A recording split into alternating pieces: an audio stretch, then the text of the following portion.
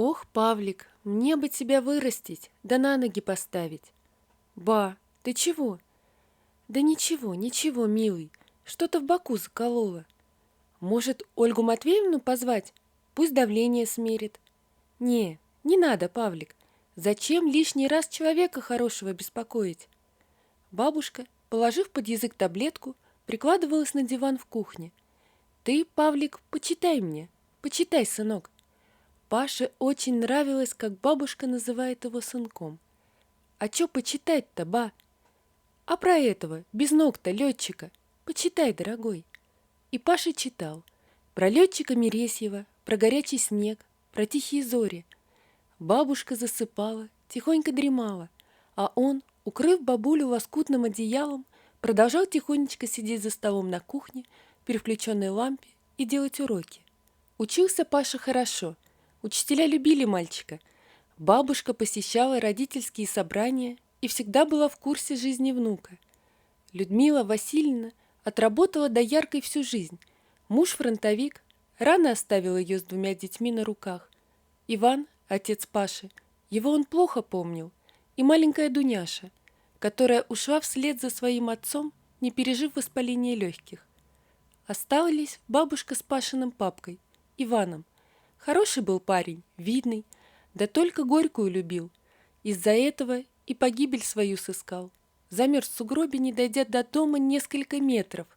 В ту ночь была сильная метель.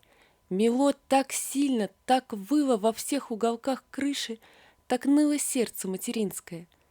Говорит бабушка, что Паша в ту ночь особо громко плакал. Не могли они с матерью с ним справиться. Погоревав о судьбе своей незавидной, подрастив немного Павлика, отправилась мать в город счастье искать, оставив сына с бабушкой. Первое время приезжала, заваливала подарками, потом все реже. Начала слать переводы денежные, а года 3 назад ни переводов, ни писем не стало. «Не переживай, Павлик», — говорила бабушка, — «знать хорошо все у матери твоей, коли не звонит и не пишет. Не переживай, сыночек. Бабушка, пока жива-здорова, не бросит тебя, дитятка. Главное, дал бы Бог пожить, чтобы до ума такое дитя прекрасное довести. Это мне за мои страдания ты, Павлик, дан». «Эх, плохо», — скажет иной раз бабушка, — «что нет у тебя ни сестры, ни брата. Не будет меня, не к кому и голову тебе преклонить будет, сиротинушка ты моя». «Да зачем они мне нужны, бабушка?» Не скажи, родненький, надо. Надо, чтобы душа рядом родная была. Все думала, что Нинка родит ребенка, да мне оставит, еще одного. Я бы выненчила. Ну и что же, что чужой по крови? Ну и пусть. Я бы вырастила, дал бы Бог только силушку. Так и жили Паша с бабушкой. От матери не было ни слуха, ни духа. Однажды плохо бабушке стало. Паша и таблетку ей под язык дал, и водички попить. Губы синие, под глазами тени залегли черные. «Прости, прости, родненький, не смогла поднять тебя», — шепчет бабушка. Побежал он к Ольге Матвеевне, фельдшеру. Бегут оба, спотыкаются, лишь бы успеть. Не успели. Уснула вечным сном бабушка. Единственная живая душа была, кому Паша свет в оконце был. «Баба, бабулечка моя», — шепчет мальчик, — «ты же обещала мне, бабусечка, как же я-то теперь?» Плачет Ольга Матвеевна, плачет председатель Ефим Иванович, плачут люди, плачет мальчишка. Никто не знает, чего ожидать. Забрали Пашу в детский дом, потому как не нашли родственников. Мать будто сквозь землю провалилась. Родственники с ее стороны тоже. «Не переживай, Пашенька, за домом присмотрим», — плачут соседи, дедушка с бабушкой. Хотела Павла Ольга Матвеевна, фельдшер, забрать, да не отдали. Возраст, мол, неподходящий. Плохие воспоминания у парня от казенного учреждения. Хотел бы забыть. Первым делом зачем-то на лысо постригли мальчика. Сидит мальчишка, смотрит на себя в зеркало. Голова какая-то большая, клочками стриженная. Потом завхоз Петрович пришел и машинкой ручной убрал столбы. Плохо, тяжко домашнему мальчику привыкать к реалиям новой жизни. Ребята вокруг ходят и исподлобья смотрят. «Эй, домашний, чё такой деловой?» Молчит он. Не до них ему. Маленькое сердечко внутри разрывается. К бабушке просится. «Пацаны, а вы знаете, что бабка у него старая умерла, а матери он не нужен оказался?» «А откуда знаешь, Димон?» «Я подслушал, как воспитатель с нянькой говорили, что, мол, мать сказала не нужен, куда хотите, туда и девайте его». Злые дети, злые в этом возрасте, а эти без любви родительской и того злее, хоть какими игрушками завали их. Паша не дал смеяться над собой. Одному в челюсть дал, другому нос расквасил. Его же и наказали. Директор Марья Ивановна сказала, что у них дружный детский дом, показательный. Никому не позволит она показатели портить. «А что же тогда в непоказательном творится?» – спрашивает Паша. «Совсем за людей не считают?» Был опять наказан. А потом еще и темную устроили. Сиротки, как называла их нянечка, добрая подслеповатая старушка. «Я вас по одному переловлю и опять отлуплю, так что сразу бегите, жалуйтесь», — сказал Паша. «Ты что, ты хочешь сказать, что мы стукачи?» «Ну а кто? Как получили, так побежали сразу ябедничать». Конечно, началась опять драка, и опять Павла наказали. Мария Ивановна громко кричала, обзывала, грозилась отправить в колонию. Вечером парни пришли мириться. Паша пообещал их не трогать. Взамен они сказали, что тоже не будут приставать к нему. На каникулы мальчишка ездил в родную деревню. Это Матвеевна похлопотала. Встречался с ребятами. Жил то у Матвеевны, то в бабушкином доме. Мать так и не объявилась. После 8 класса отправили всех мальчишек учиться на трактористов, а девчонок на поваров. Отучившись, Паша пошел в армию.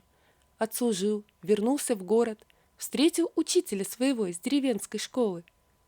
Тот и уговорил парня поступить попробовать. У Павла получилось. Днем учился, а вечером работал. Вагоны разгружал, охранником, да кем только не работал. После 3-го курса уже легче стало. Устроился на стройку. По вечерам ходил с бригадой шабашников, работал до часу ночи. Потом шел пешком домой в общежитие. Хорошо, что коменданты пускали безоговорочно, зная, что парень нигде не шляется, работает. Так понемногу начал Павел выбиваться в люди, как говорится. Иногда приезжал в деревню, топил печь и долго сидел в темноте, наблюдая за огоньками, что прыгали в печи, пытаясь выглянуть в дырочки дверцы, подсмотреть за ним, приободрить его. Отучился на инженера. Вроде бы и профессия хорошая, да только время смутное началось. Никуда он с этой профессией, нигде не нужен. Хорошо прораб на стройке, понимающий мужик. Посоветовал, кому надо, Павла. Парень с образованием, с головой дружит, рукастый опять же. Взяли его, работа нравится, квартиру выделили. С девушкой познакомился. Хорошая девушка, Мариной зовут. Теперь вдвоем в деревню ездят, на кладбище ходят, могилки поправляют. В очередной раз, приехав в деревню, увидели, что в почтовом ящике что-то белеет. Конверт. На имя Павла письмо. «Здравствуй, сынок.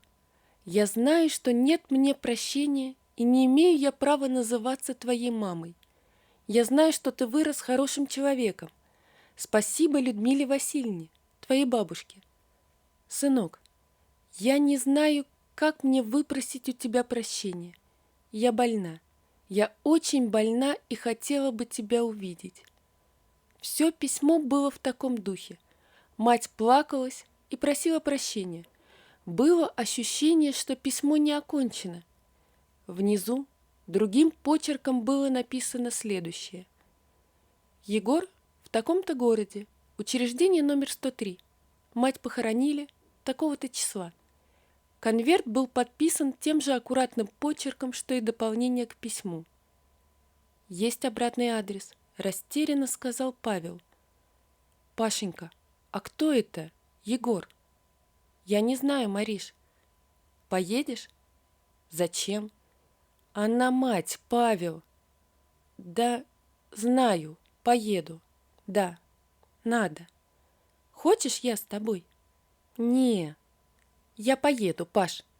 Как знаешь. Павел был какой-то весь тихий, неразговорчивый. По приезду домой решили поехать в будущие выходные. Быстро нашли адрес, написанный на конверте. Поднялись на 3-й этаж, позвонили в дверь. Дверь, даже не спросив, кто пришел, открыла старушка.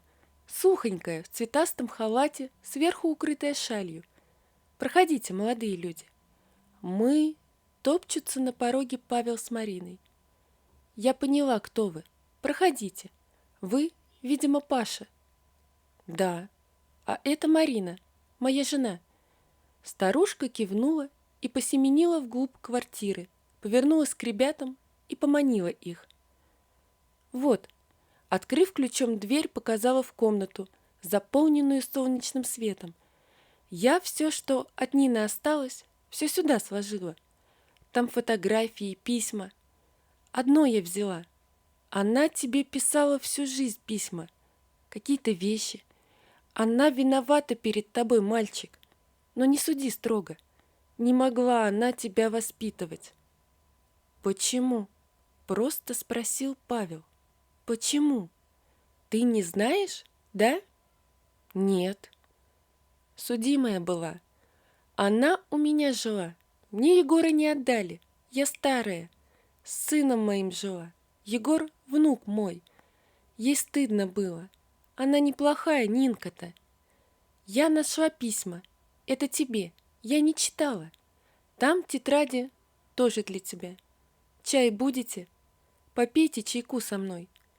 Бабушка заплакала, затрясла худенькой шейкой. Никого не осталось. Егорушка. Вот. Павел с Мариной пришли в это госучреждение под номером 103. Долго не мог отделаться Павел от впечатления, что вернулся в свое детство, в свой образцово-показательный детский дом. К ним вывели мальчишку с худой шеей, оттопыренными ушами и обстриженного под ноль. Он стоял и смотрел в пол, насупившись, как молодой волчонок. «Тебя бьют?» Мальчик дернул плечом, не поднимая глаз. «Ты Егор?» Тот молча кивнул. «Знаешь, кто я?» Поднял глаза мальчишка. Павел даже присел немного, смотрит на самого себя 13-летнего. «Ты Павел? Брат мой?» «Да. Откуда знаешь? Директор сказала?» «Нет», — покачал головой. «Мама рассказывала. У меня фото есть твое. Ты там на машинке сидишь с трубкой телефона». Будто боясь, что Павел не поверит, зачастил Егор. «Мама говорила, что мы на одно лицо с тобой. Она мечтала поехать, в ноги упасть к тебе. Не успела». Марина не выдержала, заплакала и вышла. Павел подошел к мальчишке, обнял. Тот прижался тихо-тихо и сопел. «Поедешь ко мне жить?» «А можно?» «Я твой единственный родственник, как я понял. Ну, еще бабушка». «Она не родная. Мама меня в тюрьме родила. С дядей Колей жила. Его тоже нет». «Ох, братишка, досталось тебе. Потерпи немного. Я быстро соберу документы». «Ты правда меня заберешь?» «Шутишь? Шевченко никогда не врут, понял? Ты ведь тоже Шевченко, да?» Мальчик кивнул.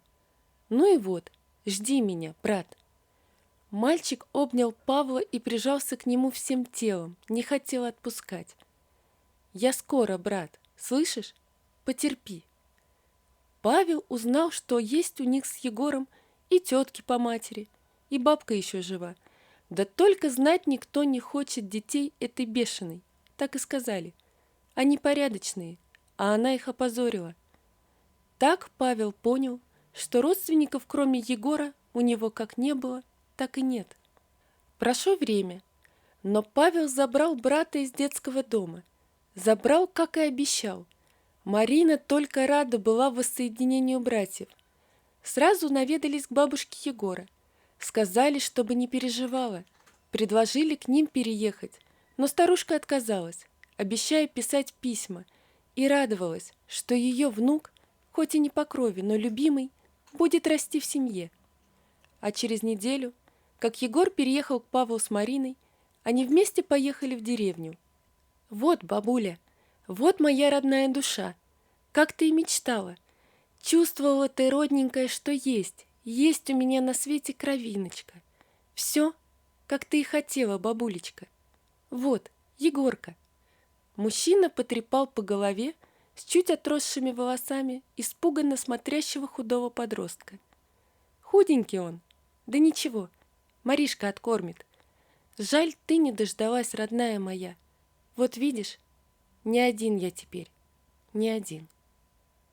Вот такая история, друзья. Напишите, пожалуйста, что вы думаете об этой истории. Не забудьте подписаться на канал и поставить лайк. Всего вам доброго. До свидания.